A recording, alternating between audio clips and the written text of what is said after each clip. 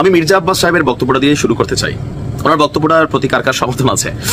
17 বছর গাছের গোড়ায় পানি দিয়েছি আমরা, আর ফল খেয়েছেন আপনারা। এই আপনারা হচ্ছে এই ইন্টারিম গভর্নমেন্ট এবং তাদের সাথে লেয়াজো থাকার রাজনৈতিক দল এনসিপি বা ছাত্র উপদেষ্টা বা আমাদের উপদেষ্টা যারা আছেন। ইভেন এখানে কেউ কেউ বলছেন যে ডক্টর মোহাম্মদ ইউনূস তিনিও একটা বড় বেনিফিটেড হয়েছেন।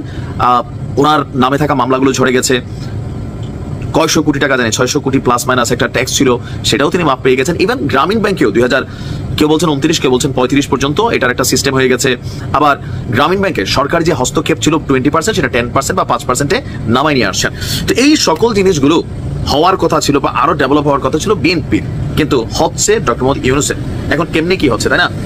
বিএনপি মনে করছে যে এই মুহূর্তে নির্বাচন হলে বিএনপি সরকার গঠন করবে। বাস্তবতা হচ্ছে এটাই, বিএনপি সরকার গঠন করবে। তো এখন নির্বাচন কবে? এই নির্বাচন নিয়ে আমি আমার ভিডিও শিরোনামটা যেটা দিছি যে নিজের পায়ে নিজে কুড়াল মারছেন ডক্টর মোহাম্মদ ইউনূস, কপালে শনি ডেকে আনছেন কেন আবার আসেন। আল জাজিরাতে দেওয়া একটা সাক্ষাৎকারে তিনি একটা বক্তব্য দিয়েছেন, আমি তখনই বলে দিছি এটা ভেজাল হবে। কোনটা? বিএনপি বা অন্যান্য দলগুলো যখন নির্বাচনমুখী হতে চাচ্ছে, নির্বাচনের সুস্পষ্ট রোডম্যাপ চাচ্ছে, তখন ডক্টর মোহাম্মদ ইউনূস আল জাজিরাকে দেওয়া সাক্ষাৎকারে বললেন যে জনগণ এখনো এই সরকারের উপর আস্থাশীল, তারা নির্বাচন এরকম কি যেন একটা বক্তব্য দিয়েছিলেন যে মানে এই সরকারের উপর তাদের সবকিছু কনফিডেন্স আছে বা ভরসা রাখছে, তারা মনে করছে যে এই সরকার দেশকে উন্নতির দিকে নিয়ে যাচ্ছে, এরকম একটা বক্তব্য দিয়েছেন। এরপরে তিনি সম্ভবত আমির হোসেন আবু সাহেব তিনি বলছিলেন ওই জনগণ কারা।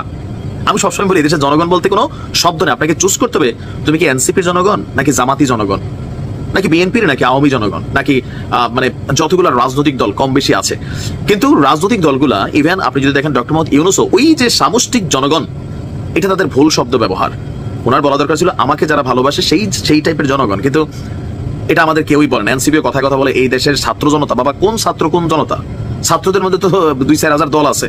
বলা উচিত যে আমাদেরকে যারা সাপোর্ট করে বা আমাদের সাথে থাকলে যাদের ফয়দা হবে সেই ছাত্র সেই জনতা, কারণ সবাই দলের মধ্যে ওই অ্যাক্টিভিটি দেখায় যাদের এখানে ফয়দা আছে এবং তাদেরকে দিয়ে তাদের মাশাআল্লাহ হয়তো ইনকাম চলে। কারণ পলিটিক্স একমাত্র জিনিস বাংলাদেশে রাতারাতি আপনার পয়সা আসমান থেকে ফাইরা এনে দিবে। আপনি দেখেন হান্নান মাসুদ, ওয়াও, হ্যাঁ, তারপর আপনি দেখেন নাহিদ, ওয়াও, আসিফ, ওয়াও, হ্যাঁ, এরকম প্রত্যেকের কিন্তু ওয়াও অবস্থান হয়ে গেছে। আরমানি ব্র্যান্ডের জিন্স পড়তেছে, আপনি ড্রেস আপ দেখেন কই থেকে কই গেছে। আওয়ামী লীগের একজন এমপি, বিএনপির একজন এমপি, মন্ত্রী, যতগুলো সুযোগ সুবিধা দিচ্ছে এক চামচ এই নাহিদরা ছাইরা দিয়ে আসছে ক্ষমতায় বসে।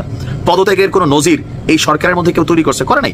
এখানে এগুলো হবে না, কারণ চেয়ারের মধ্যে কি যেন আছে কি আছে বলা যাবে না। এখন ডক্টর মোহাম্মদ ইউনূসের এই বক্তব্যটায় তারেক রহমানের গতকালকে যে বক্তব্য আপনি যদি বোঝেন, ঘন্টা কিন্তু পাইছা গেছে। কোন ঘন্টা? ধৈর্য শেষ, গো ফর অ্যাকশন বা রেডি ফর অ্যাকশন। গত বছর থেকে বিএনপির মহাসচিব মির্জা ফখরুল ইসলাম বলছিল যে 5ই আগস্টের মতো একটা পরিস্থিতি তৈরি হতে পারে, তখন আমরা বুঝি নাই, এখন বুঝতেছি আসলে তাদের চুল এমনি পাকে নাই। তারেক রহমান বলছিল এবারে নির্বাচন সাধারণ নির্বাচন হবে না, খুব কঠিন একটা হবে, তখন বুঝি নাই, এখন বুঝছি। এখন তারেক রহমান গতকালকে শ্রমিক দিবস উপলক্ষে, মে ডে উপলক্ষে তার এক বক্তব্যের অংশ বলছেন অন্তর্বর্তী সরকারকে বিএনপি সহ অন্যান্য রাজনৈতিক দলগুলো পূর্ণ সমর্থন দিয়ে গিয়েছিল, বাট এখন এই কন্টিনিউ সমর্থন দেওয়া আর উচিত হবে কিনা বা উচিত না। জনগণের একাংশ মনে করছে যে, আবার তিনিও বলছেন জনগণ মানে বিএনপি পন্থী জনগণ মনে করছে বা জামাতের অনেকে চাইছে আর বিভিন্ন যে রাজনৈতিক দলগুলো আছে নির্বাচন চাচ্ছে। তার বক্তব্য হচ্ছে যে এখন জনগণ মনে করছে যে একটা নির্বাচিত সরকারের দিকে আসলে ধাবিত হওয়া উচিত। মানে এই যে সমর্থন, কট্টর সমর্থন যেটা ছিল, এটা এবার এইভাবে দেওয়ার আর সুযোগ নাই।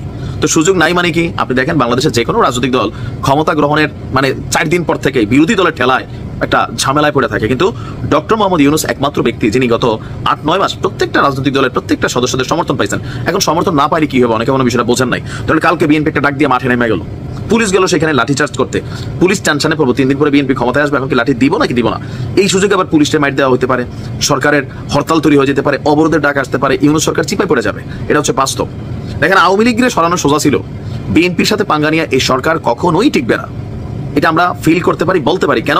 এই সরকারের সমর্থন বলতে আপনি এনসিপির গুটি কয়েক নেতাকর্মী ছাড়া জনগণ, আসলে কোন জনগণ বলবো, ফাগলতে দেশে দল করে এই পন্থী যারা, তারারে সারা বাংলাদেশে গণলে 3% পাওয়া যায় কিনা আমার এখন সন্দেহ আছে, বাট দ্য সিস্টেম তারা ঢুইকা আছেন।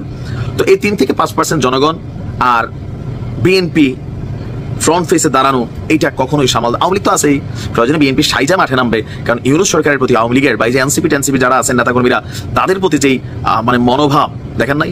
শেখ হাসিনার 227টা মার্ডার করার লাইসেন্স হয়ে গেছে কেন? কারণ তিনি বলছেন এক মামলায় ফাঁসি হবে, 227টাতে তো ফাঁসি হবে, সাজা তো একটাই। সুতরাং 227টা মাইরাইলামও কখন বলছে? ভারত থেকে বলছে। কেন?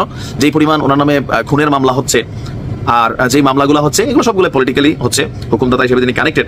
তো সেই জায়গা থেকে আওয়ামী লীগের মনোভাবটা কি বলছেন নি? আর বিএনপি বা আওয়ামী লীগ একসময় বলছিল যে আওয়ামী লীগ ক্ষমতা থেকে গেলে একদিনে 5 লক্ষ মানুষ মরবে, ওইটা মরছে না মরছে, আওয়ামী লীগ রিটার্ন আসলে এনসিপি বা সমন্বয় বৈষম্য বিরুদ্ধে 3%, শেখ হাসিনা যদি 1 লাখ আমি 227, তাহলে বাকিদের অবস্থা কি চিন্তা করেন।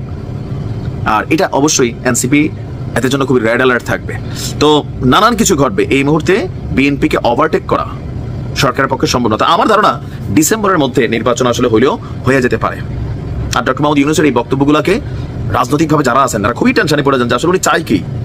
ওনার বক্তব্য তো উনি আরো দীর্ঘদিন ক্ষমতায় থাকার চিন্তা, সংস্কার কোথায় হচ্ছে বিএনপির বরাবরই প্রশ্ন, মানে কি সংস্কার হচ্ছে।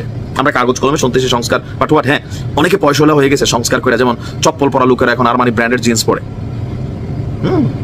সিম্ফনি চালায় না, পোলাপেন আইফোন 16 প্রো চালায়, এখানে সংস্কার হয়েছে। কিন্তু রাষ্ট্রের আভ্যন্তরীণ সংস্কারে আমার কাছে মনে হয় অনেক দিক পজিটিভ হয়েছে, নেগেটিভ হয়েছে, বাট একটা দৃশ্যত একটা স্ট্রাকচারাল সংস্কার আলোচনার মধ্যে আছে। জাতীয় ঐকমত্য কমিশন মানে এই গ্রুপ মানে ওই গ্রুপ মানি না, বাট এস্টাবলিশড কোনটা হয়েছে। এই প্রশ্ন আমার না, ভাই ভাইবেন না যে তুই তো বেটা বলবি, না না, এগুলো বিএনপির নেতারা দিন রাতি একই কথা বলে ফেনা তুলে লাইছে। তো এর মাঝখানে আইসা ডক্টর মোহাম্মদ ইউনূস যখন আল জাজিরাকে সাক্ষাৎকারটা দিচ্ছেন, স্বাভাবিক গাছে আর মাছে লেগে গেছে। দেখা যাক এটার ইফেক্ট কি হয়, আসলে সময় বলে দিবে। ভালো থাকুন, আসসালামু আলাইকুম।